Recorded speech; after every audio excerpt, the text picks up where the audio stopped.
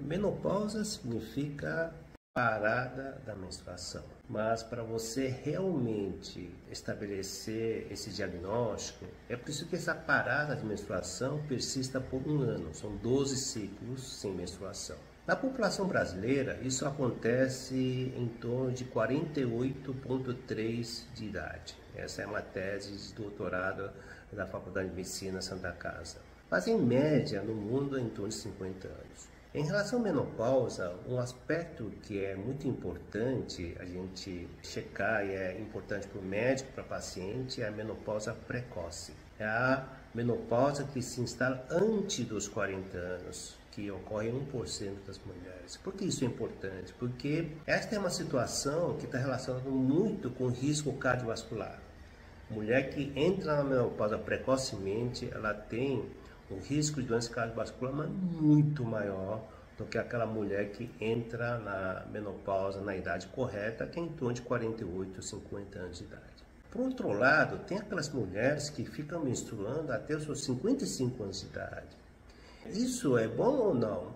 Na minha ótica é bom, porque se a paciente menstrua até 55 anos de idade, é porque seu ovário está funcionando. É muito melhor você ter um ovário funcionando naturalmente do que você tomar hormônio por fora. Então, existe esta, vamos dizer, margem de época de instalação da menopausa que varia de 45 a 55 anos. E esse período também chama de climatério. São 5 anos antes da menopausa e 5 anos depois da menopausa. É o período de transição de uma mulher fértil, mulher que ovula, para mulher infértil ou mulher que não ovula. Então, a menopausa, na verdade, é um marco relacionado com a menstruação, mas é um marco que define para a mulher transição de uma mulher jovem para uma mulher que já está começando a envelhecer. Porque isso tem um impacto muito assim, socialmente negativo, porque toda vez que você fala que mulher está menopausada, já faz uma conotação com a mulher que está envelhecendo. E essa é uma noção, talvez até, sei lá, 40, 50 anos atrás. Por quê? Porque a expectativa de vida das mulheres mudou muito ao longo do último século, né?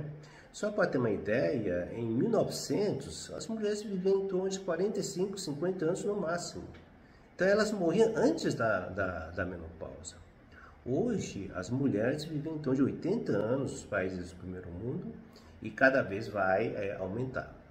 Portanto, uma mulher que entra numa menopausa, digamos, aos 45 anos de idade, que é normal, ela vai viver mais 45 anos da vida dela no período pós-menopausa. E é fundamental para você garantir a qualidade de vida na pós-menopausa, você manter seus hormônios em dia. Porque no passado, o hormônio teve muita correlação com risco de trombose, risco de câncer, risco de doença cardiovascular. Isso foi decorrente de um trabalho chamado WHI, World Health Initiative, que foi publicado em 2002, que teve uma ampla divulgação na mídia, e eles falaram assim, olha, você dá hormônio numa mulher, aumenta risco de câncer de mama, aumenta risco de trombose, aumenta risco de derrame, você tem, por exemplo, aumento de riscos metabólicos, assim por diante.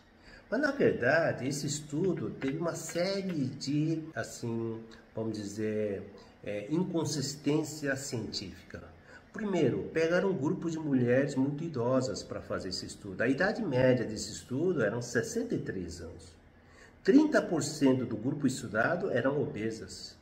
35% desse grupo tinha risco cardiovascular. Sabendo que a época ideal da reposição hormonal seria perto da menopausa. Quanto mais cedo você começar a reposição hormonal, melhor será o resultado.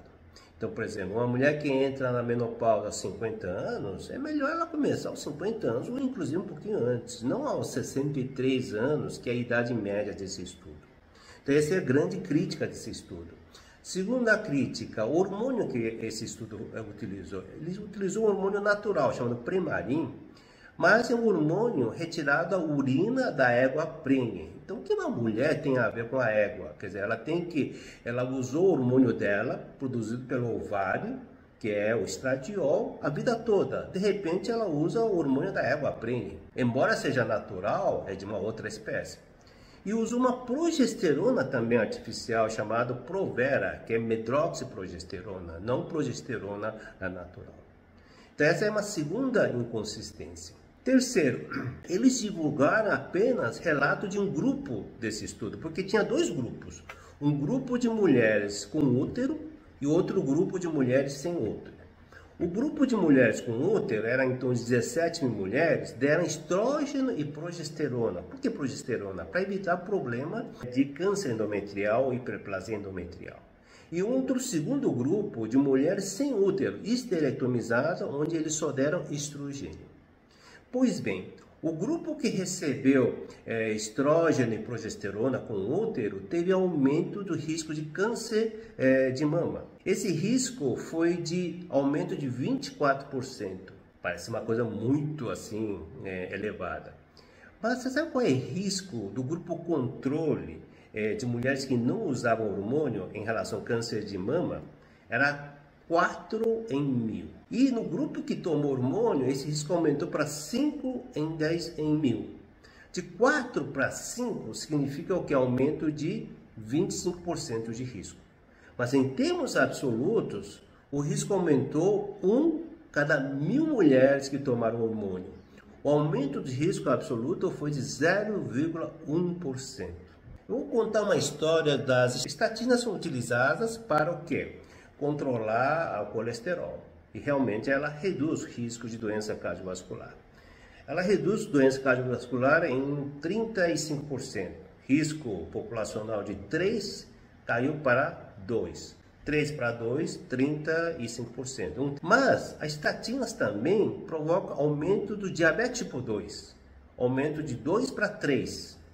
Sabe como é que a indústria farmacêutica noticiou esse fato? Que a estatina reduziu o risco cardiovascular em 33% e aumentou o risco de diabetes em 1%. Quer dizer, usou para o que eles querem reforçar um risco relativo, que 33% realmente é impactante, e para minimizar o risco de diabetes, colocou o dado absoluto de 1%.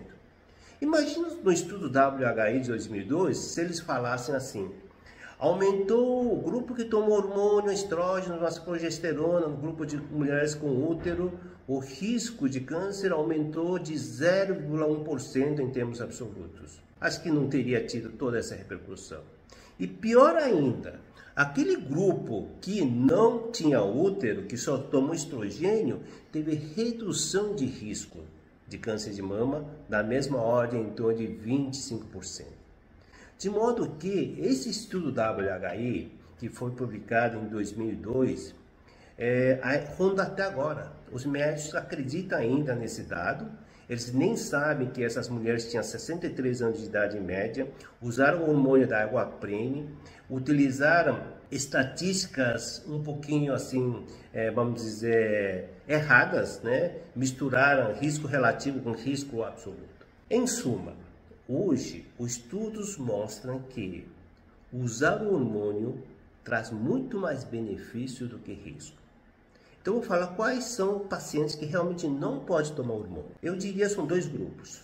Pacientes que estão em tratamento de câncer. Qualquer tipo de câncer, quando você dá hormônio, ele causa uma vasodilatação. Então, a célula neoplásica começa a se alimentar mais e cresce mais. Segunda contraindicação são tromboses, tanto arterial ou venosa. Por quê? Porque se você for checar as pessoas que tiveram trombose, em 95% das vezes elas não fazem uso de hormônio. A trombose foi depois de uma viagem de avião, depois de uma cirurgia, foi depois de uma caminhada em montanhas com mais de 3.000 metros, depois do uso de certos medicamentos. Raramente a trombose ocorreu durante o uso de reposição hormonal, a imensa maioria. Mas, se você tem trombose, é melhor evitar, porque a gente sabe que o hormônio aumenta o fator de coagulação, principalmente quando é administrada por via oral. Então, câncer e trombose contraindicam. E quais seriam os benefícios? Ela reduz risco de doença cardiovascular em 50%. Depois de 50 anos, tanto homem como mulher, cada 3 óbitos, um óbito é decorrente de infarto. E reduz esse risco de infarto em quase 50%. Segundo benefício seria menor risco de câncer de mama. Mulher menopausada que faz reposição baseada em estradiol, existe redução de câncer de mama em torno de 21%. Vocês ouviram direito. Reduz câncer de mama, em vez de aumentar câncer de mama. Eu vou falar em frase de câncer de mama muito interessante. Se você pega todos os casos de câncer de mama na mulher, ela ocorre quase 80% pós-menopausa, quando a mulher não produz mais hormônio. As mulheres jovens, menos que 50 anos, raramente têm câncer de mama. E você pega todos os casos de câncer de mama após 50 anos, em 95% das vezes elas não fazem reposição hormonal. Foi um evento relacionado com a vida dela, né? Então, como é que explica que o hormônio aumenta câncer de mama se ela ocorre muito mais numa fase da mulher onde ela tem menos hormônio e na maioria das vezes sem fazer o uso de hormônio? Hoje nós sabemos que câncer, qualquer tipo de câncer, está muito mais relacionado com alteração do sistema imunológico, principalmente células NK, Natural Killer, que mata o câncer, que o câncer de mama e olhar na lâmina como é que a mitocôndria é totalmente disfuncional. As células cancerígenas utilizam a via primitiva de obtenção de energia, que é glicolítica, glicólise anaeróbica, enquanto que as células normais obtêm energia, ATP, 90% através da mitocôndria. E essa relação se desfaz nos casos de câncer. Então, isso é para mostrar o quanto é importante em relação ao câncer a epigenética do que a genética, né? Então, isso é importante. Um segundo aspecto, eu acho que fundamental da reposição hormonal em benefício é Alzheimer. Você sabe que a relação de Alzheimer homem e mulher é 2:1 ou 3:1. Por que ocorre mais em mulher? Porque o cérebro da mulher, ela tem muito mais receptor de estrogênio numa área de hipocampo que está relacionado com a memória. Isso faz com que o cérebro da mulher seja muito dependente do hormônio. Ela viveu a vida toda com hormônio em grande quantidade. Entra na menopausa, de repente não tem mais hormônio. O que o cérebro vai sentir? Vai ressentir da falta de hormônio. E quando o cérebro não tem hormônio, ele funciona mal. Aí você tem o quê? Problema de memória, problema de comportamento. E a reposição hormonal, iniciada nos primeiros 5 anos da menopausa, ela reduz o risco de Alzheimer em 35%. Então, só essas duas reduções já valeria você usar hormônio. Reduzir a principal causa de mortalidade e reduzir a principal causa de problema social do idoso, que é problema da memória. Mas, mesmo assim, o hormônio ele reduz hipertensão. Então, quem é hipertensa pode utilizar, porque o hormônio é vasodilatador. Todos os antihipertensivos têm um princípio básico, que é diminuir a resistência periférica do vaso, e o hormônio diminui. Essa é a razão porque a grávida tem queda de pressão, porque o hormônio aumenta 20 vezes durante a gravidez. Ela também controla os níveis de colesterol. O estradiol, ele reduz o colesterol dito ruim, que é o LDL. Portanto, é fundamental quem tem colesterol descontrolado checar como é que está seu nível de colesterol. E mais uma coisa, as doenças metabólicas, principalmente diabetes. O diabetes, quando você faz reposição hormonal, ela melhora em muito, porque ela melhora o problema de resistência insulínica. Então, eu acho que tem uma série de vantagens relacionadas com o hormônio que as pessoas precisam começar a repensar isso. E para terminar, hoje a expectativa da vida das mulheres é em torno de 90, 85, 90 anos. Importante você ter o conceito de health span, quer dizer, chegar lá na frente de 90 anos com saúde, mais do que lifespan, que é você estar vivo lá aos 85, 90 anos, numa cadeira de roda, e muitas vezes você nem sabe que está vivo, porque você está com Alzheimer, não reconhece teu filho, não reconhece ninguém. Quer dizer, você come, respira, mas não está vivendo. Então, o health span está intimamente relacionado com algumas atitudes que você faz no dia a dia. Então, primeiro, você tem um sono reparador, um sono profundo. Segundo, você faz atividade física, mais do que andar, fazer atividade de musculação. Terceiro, você tomar sol, mas no extremo do dia, manhã e tarde, quando você tem infravermelho, que é aquele sol vermelho no horizonte, que é infravermelho, que ativa as suas mitocôndrias. Eu diria assim, as plantas usam a luz visível para fazer fotossíntese, que é a clorofila, o verde das folhas faz fotossíntese. Nós não temos clorofila, mas nós temos mitocôndrias, e dentro da mitocôndria tem uma substância chamada citocromo C, que é sensível a infravermelho, que é uma luz que você não enxerga. O Sol manda para a Terra ondas eletromagnéticas, 60% dela é infravermelho. 35% é luz visível e 5% ultravioleta. A ultravioleta determina a formação de vitamina D ao redor do meio-dia, mas também causa câncer de pele. A luz visível faz as plantas gerarem energia e comida para a Terra, né? Fotossíntese. E infravermelho é a luz da nossa saúde, ela que ativa as mitocôndrias a produzirem mais energia. Então, como eu falei, sono, atividade física, tomar sol, e mais do que isso, você tem que fazer uma boa reposição hormonal e você também tem que ativar as suas mitocôndrias, onde é produzida a energia. A ativação mitocondrial requer medidas dietéticas, por exemplo, comida fermentada aumenta a atividade mitocondrial, temperaturas extremas, gelado e quente, sauna e banho gelado melhora a atividade mitocondrial, atividade física melhora a atividade mitocondrial. Enfim, não tenha dúvida que os idosos da Blue Zone, das regiões que você tem mais centenário, eles têm algumas características. Eles comem menos carboidrato e comem mais fibra e proteína. Número 2, eles fazem atividade principalmente das pernas, sobe e desce morro. Isso faz com que você mantenha sua, vamos dizer, longevidade. Hoje, estudos científicos mostram que o músculo produz substâncias que ativam o cérebro a produzir uma substância chamada BDNF, Brain Derived Neuroprotective Factor.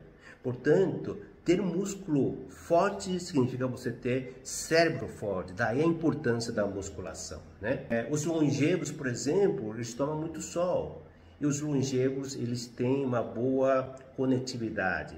Eles são pessoas que não têm rancor, pessoas felizes, pessoas que estão bem com a família, e com isso você tem realmente a manutenção da longevidade. Então a longevidade é um combo onde o hormônio é um dos fatores.